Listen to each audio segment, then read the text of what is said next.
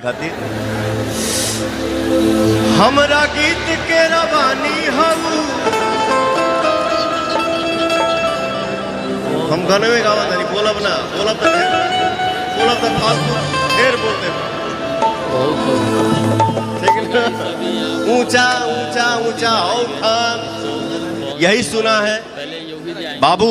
आप लोगन के भी हम बता दी, आम जब फल देला ना झुक जाता है। क्या बात है, मजा आ गया।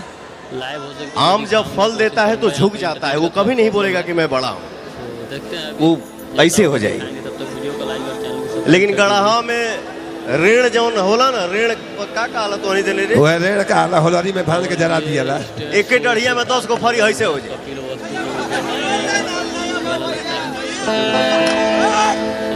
तो मैं आप सबका आम हूँ, चुप रहता हूँ, साइलेंट रहता हूँ, लेकिन जिसको जो मजा चाहिए पवन सिंह का नाम ले लो।